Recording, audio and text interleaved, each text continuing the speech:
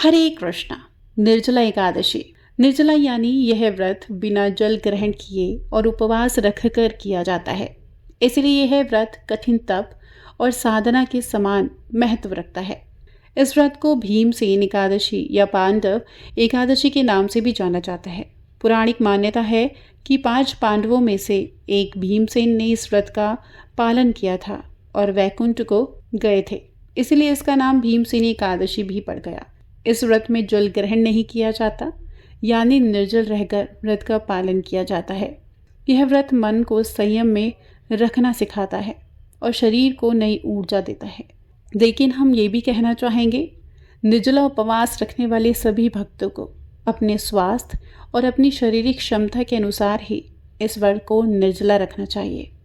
जो भक्त निर्जला या निराहार नहीं रह पाते, वे इस व्रत को फल, दूध या सात्विक फलाहार के साथ भी कर सकते हैं। प्रिय भक्तों, इस बार एकादशी तिथि 2 दिन की है। ऐसे में ज्येष्ठ मास शुक्ल पक्ष निर्जला एकादशी का व्रत किस दिन रखें, इस बारे में संशय बना हुआ है। इस वीडियो में आप जानेंगे एकादशी की तिथि, पारण मुहूर्त और इस दिन रहने वाले सभी मुहूर्तों के बारे में। साल भर में सबसे प्रमुख और सबसे बड़ी एकादशियों में से एक होती है निर्जला एकादशी। जो भक्त पूरे एकादशी व्रत ना रख पाए, अगर साल भर में एक बार निर्जला एकादशी व्रत में निराहार और निर्जल रहकर उपवास रख लेते हैं, तो न केवल उन्हें सभी एकादशियों का पुण्य फल मिलता है, बल्कि जन्म जन्मांतर के पापों का भी नाश हो जाता है।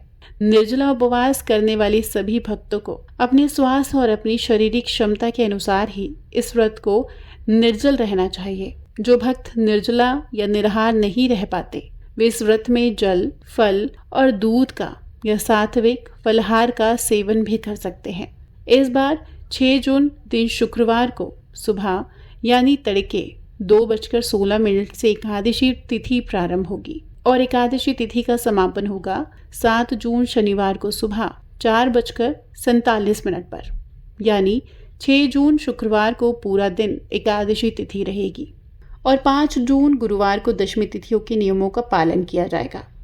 इस बार हिंदू पंचांग के अनुसार 6 जून शुक्रवार को एकादशी, जो कि स्मार्त एकादशी रहेगी, जिसमें सभी गृहस्थजन एकादशी का व्रत रखेंगे, और दूजी एकादशी यानी 7 जून शनिवार को वैष्णव निर्जला एकादशी का व्रत रखेंगे। तो इस बार 2 एकादशी पड़ रही हैं, जिसमें गृहस्थजन 6 जून को व्रत रख सकते और वैष्णव जन 7 जून को। 6 जून शुक्रवार को ब्रह्म मुहूर्त रहेगा सुबह के 4:08 से 4:56 तक। इस दिन सूर्योदय होगा सुबह 5:44 पर और सूर्यास्त होगा 7:06 पर। प्रातःकाल पूजा का मुहूर्त रहेगा सुबह 4:22 से 5:23 तक। शाम की पूजा का मुहूर्त रहेगा शाम 7:17 से 8:18 तक। हस्त नक्षत्र सुबह के 6:34 तक और बाद में चित्रा नक्षत्र प्रारंभ हो जाएगा। राहुकाल सुबह 10:30 बजे से 12 बजे तक रहेगा। द्वादशी तिथि 7 जून शनिवार को सुबह 4:48 से लेकर 8 जून रविवार को सुबह 7:17 तक रहेगी।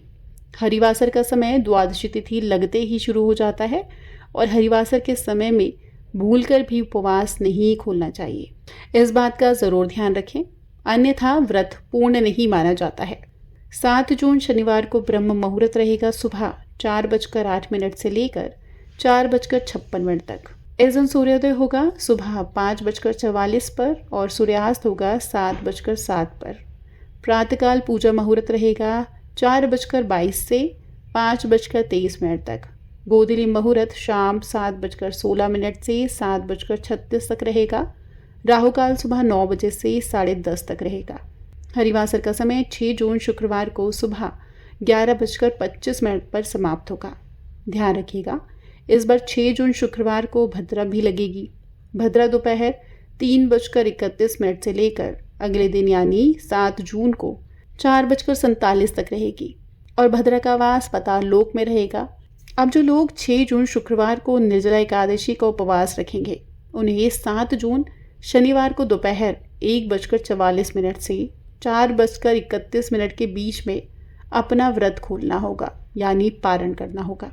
और जो लोग 7 जून शनिवार को निर्जला एकादशी का व्रत रखेंगे, उन्हें 8 जून रविवार को सुबह 5:23 से 7:17 के बीच में व्रत खोलना होगा। ध्यान रखिए 7:17 तक द्वादशी तिथि समाप्त हो जाएगी। जब भी एकादशी तिथि 2 दिन पड़ती है तब दूसरे दिन वाली एकादशी अधिक महत्व रखती है। ऐसे में यही सलाह दी जाती है कि आप सभी को दूजी एकादशी का व्रत रखना चाहिए। दशमी तिथि के नियमों का पालन आप एकादशी से ठीक एक दिन पहले कर सकते हैं। एकादशी के दिन सूर्योदय से पहले उठें, स्नान करें, स्वच्छ वस्त्र पहने, सूर्यदेव को जल का अर्घ्य दें। आसन लगाकर उत्तर दिशा की ओर मुख करके बैठ जाएं।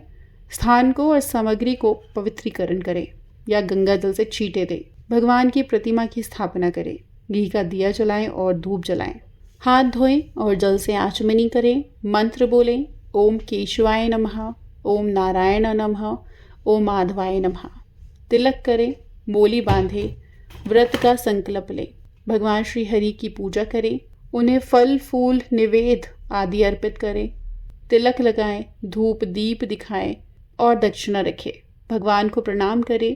निर्जला एकादशी की कथा सुने और विष्णु सहस्त्र नाम का पाठ करें। भगवान की आरती करें और नियमों का पालन करें। दान में जल से भरा घड़ा आप अवश्य दें। पंखा, जूते, शरबत, फल आदि भी आप दान कर सकते हैं। दान योग्य ब्राह्मण को देना श्रेष्ठ होता है। ये थी आज की वीडियो। मैं आशा करती हूँ आपको ज़रूर महत्वपूर्ण लगी होगी।